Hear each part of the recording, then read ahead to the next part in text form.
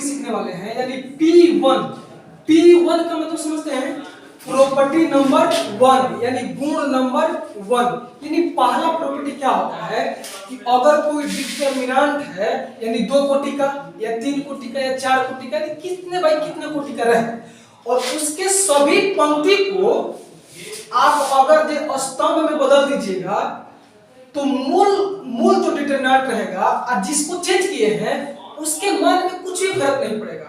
जैसे एग्जांपल के थ्रू समझिए इस बात को, जैसे हम आपको समझाने की कोशिश कर रहे हैं। जैसे देखिए ए बी और 3 4, मान चलिए कि ए क्या है, वो डिटरमिनेंट है। एग्जांपल नंबर क्या है, ये फर्स्ट है।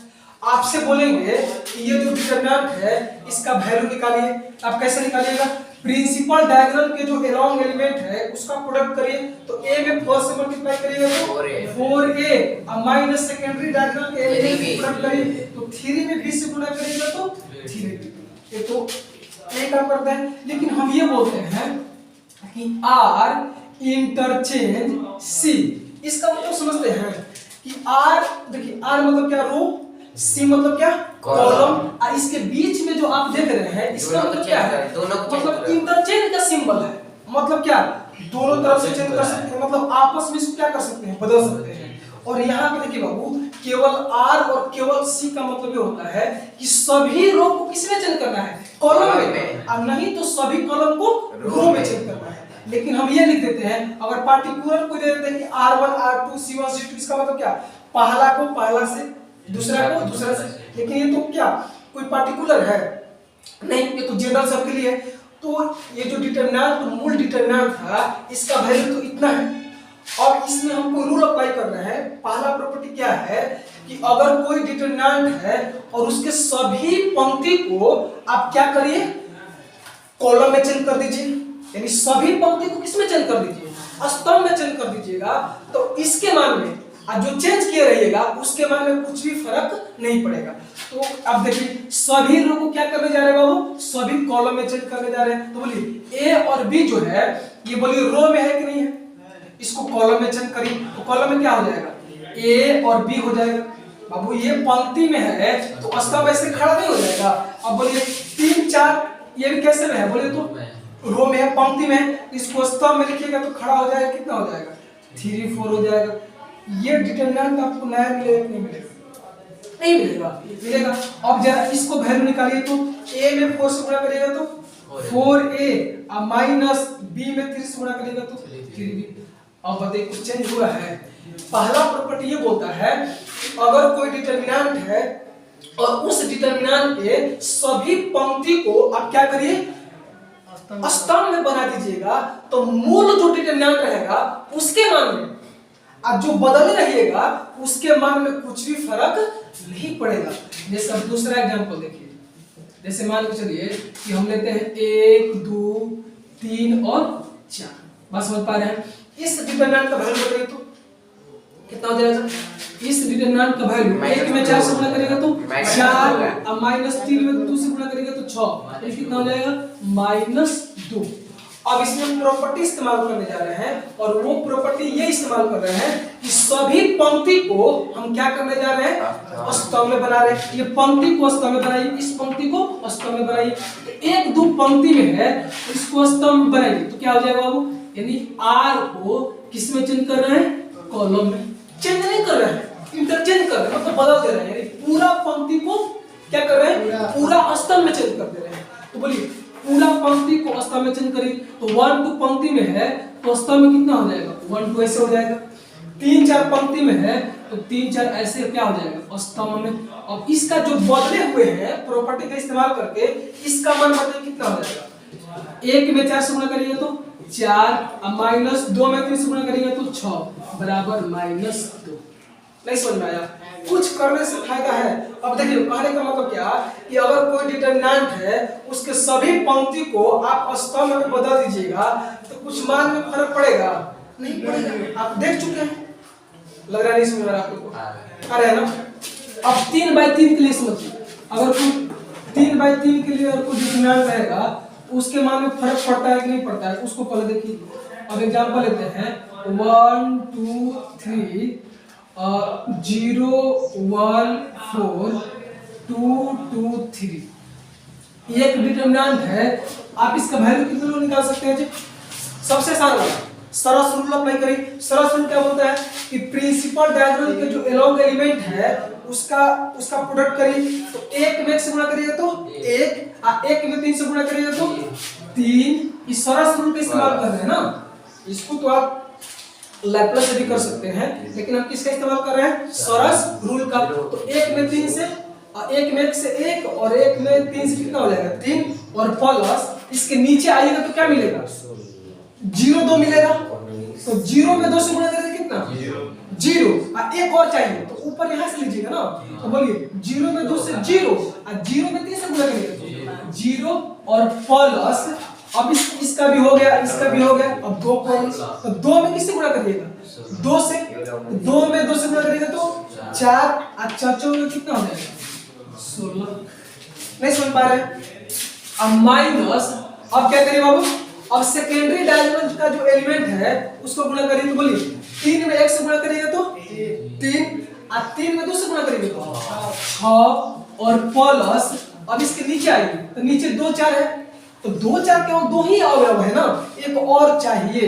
तो बोलिए यहां से लीजिएगा तो 2 चौका 8 और 8 में 1 से गुणा करिएगा तो 8 और प्लस इसके नीचे आइएगा तो 3 तब कई 2 और चाहिए तो 2 और कहां से मिलेगा? ऊपर से। तो 3 में 2 से गुणा करेगा तो 6 और 6 में 0 से 0। यानी इसका मान कितना है? बोले तो 16 3 कितना हो जाएगा?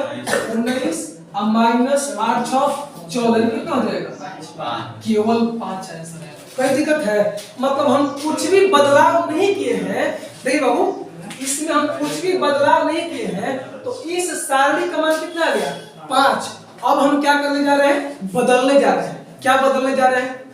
जो सारणी दिया रहेगा उस सारणी के सभी पंक्ति को क्या करिए?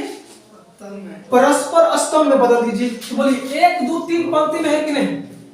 1 2 3 जो है पंक्ति में, इसको पकड़ के स्तंभ में चेंज करिए। यानी आर को क्या कर रहे बाबू? सभी कॉलम में इंटरचेंज कर रहे हैं, बदल रहे हैं। देखिए ऐसा सिंबल रहेगा, इसका मतलब क्या होता है? चेंज। और दोनों तरफ से रहेगा, इसका मतलब क्या? इंटरचेंज। यानी आपस में क्या हो रहा है? बदल रहा है। यानी सभी पंक्ति को हम क्या कर रहे हैं? सभी स्तंभ में चेंज कर रहे हैं। तो बोलिए 1 2 3 पंक्ति में है तो स्तंभ में कैसे लिखिएगा? बोलिए तो 1 2 3 हो जाएगा। इस पंक्ति को स्तंभ बनाइए तो 0 1 4 नहीं जी, ये भी पंक्ति है, स्तंभ में बनाइए कितना हो जाएगा? 2 2 3। अच्छा हम चेक क्या करने जा रहे हैं? अच्छा हम चेक कर रहे हैं कि मूल वाला जो डिटरमिनेंट है और जिसको चेंज किए हैं उसके मान में कुछ फर्क है, वही चेक कर रहे हैं। जरा इसको इसका मान निकालिए तो यहाँ से निकालिए। कैसे निकालते हैं आप लोग? जल्दी बताइए। तो प्रिंसिपल डायग्राम नहीं है जी? बोलिए 1 में 1 से 1 में 3 से 3 हो जाएगा। ठीक। आप प्लस इस सब में आप गड़ाइएगा। इसे बता चुके हैं आप लोगों को। 1 में 1 से 1 और 1 में 3 से 3 और क्या करिए? प्लस। अब बोले इसके लिए चाहिए कितना हो जाएगा? 2 एलिमेंट तो 2 चौका 8 और ऊपर 1 मिलेगा कितना हो जाएगा? 4 दूना का 8 और 8 दूना का 16 प्लस नीचे आइएगा तो 3 तो 3 में 0 से 0 और 0 में 2 से 0 अब माइनस बताइए तो यहाँ पे ये तो कितना हो जाएगा? दूसरा भी पढ़ से तो गलती कर रहे हैं क्या? देखिए 3 का 6 हो गया और दूसरा ठीक है। 2 में 1 से गुणा करेगा तो 2 और 2 के कितना हो जाएगा? 6 और प्लस यहाँ पे नीचे आइए तो 4 गुना का 8 और 8 में 1 से 8 और प्लस 3 3 में 0 से 0 और 0 में 2 से 0। अब करिए तो आगे 16 3 कितना हो जाएगा? 19 और माइनस 8 6 14 कितना? संतुष्टि में आप लोगों को क्या सीखे हैं कि अगर कोई डिटरमिनेंट रहेगा यानी 2 बाई 2 का रहे, 3 बाई 3 का रहे, 4 बाई 4 का रहेगा और उसके सभी पंक्ति को आप क्या करिएगा? स्तंभ में इंटरचेंज कर दीजिएगा। तो जो मूल जो डिटरमिनेंट है आप जिसको चेंज करिए मतलब चेंज किए रहिएगा तो उसके मान में कुछ फर्क पड़ेगा, मतलब एक ही मान आएगा। प्रॉपर्टी नंबर 1 कहीं दिक्कत है तो बताइए। दिक्कत नहीं है ना?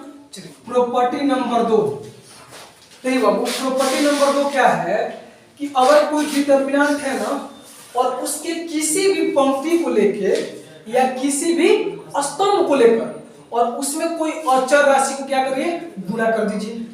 अब जिसको आप चेंज कर रहे हैं, चेंज मतलब क्या, बदल रहे हैं, उसमें जोड़ दीजिए, चाहे क्या करिए, घटा दीजिए, तो उसके भी मान में कुछ भी फर्क नहीं पड़ता है। जैसे मान के चलिए एग्जाम्पल इसको समझिए, जैसे कि इसको क्या बोलते हैं, ith रो।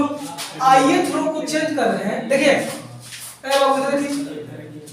ith रो, इसको क्या बोलते हैं, ith रो। यानी ith रो कहने का मतलब क्या, ये रो मतलब क्या, कोई फिक्स नहीं है, हर समझ में, पहला दूसरा तीसरा चौथा कोई भी पंक्ति हो सकता है यहाँ पे, हर समझ में। आई मतलब क्या, पंक्ति का संख्या, तो ith रो है। तो जिसको आप चेंज कर रहे हैं ना, इसका मतलब क्या होगा कि ith रो जो है, और इस एरो का मतलब क्या होगा, चेंज, यानी ith रो जो है वो चेंज हो रहा है। तो जिसको चेंज कर रहे हैं यहाँ पे एरो के बगल में लिखना है, तो ith रो ऐसे चेंज हो गया। तो ith रो को चेंज कर रहे हैं प्लस माइनस किसी दूसरे rj यानी कांस्टेंट। इसका मतलब समझिए, कोई दूसरा पंक्ति है, कोई भी पंक्ति है, उसमें कोई अचर राशि से गुणा करके जिसको आप चेंज कर रहे हैं उसमें जोड़ दीजिएगा और घटा दीजिएगा, तो उसके मान में कुछ भी फर्क नहीं पड़ेगा। एग्जांपल से समझाएंगे आपको, परेशान मत रहिए। जैसे देखिए अब कॉलम के लिए वैसा ही हो जाएगा, ith कॉलम को चेंज कर रहे हैं, तो जैसे सी मतलब क्या होता है, कॉलम, यानी किसी भी कॉलम को लेकर के उसमें क्या करिए, कोई अचर राशि को गुणा कर दीजिए। क्या मतलब क्या है, कोई अचर राशि किसी भी कॉलम, यानी पहला कॉलम दूसरा कॉलम तीसरा कॉलम, किसी भी कॉलम को लेकर के उसमें अचर राशि से गुणा करके, गुणा करने के बाद क्या, जिसको आप चेंज कर रहे हैं उसी में क्या करिए, जोड़ दीजिए और क्या करिए, घटा दीजिएगा, तो उसके भी मान में कुछ भी फर्क नहीं पड़ेगा। जैसे और भी हो सकता है, जैसे देखिए ith रो को चेंज कर रहे हैं, तो इसमें क्या कर, जिसको चेंज कर रहे हैं उसमें ith रो को जोड़िए या jth रो को जोड़िए घटाइए, एक ही बात है, जोड़िए घटाइए, या फिर जोड़िए घटाइए क्या, kth रो को जोड़िए घटाइए, इसके भी मान में कुछ फर्क नहीं पड़ेगा। kth रो तो समझते हैं, पहला दूसरा रो तीसरा रो, इसका मतलब क्या, पहला दूसरा को मतलब कोई भी रो है, इसका मतलब क्या, कोई भी रो है, ऐसा समझे, अलग अलग नाम दिए हैं ताकि आपको क्या करे, पता चले। अरे समझ में, एग्जांपल पे समझ में आएगा, परेशान मत करिए। जैसे कि इसको चेंज कर रहे हैं,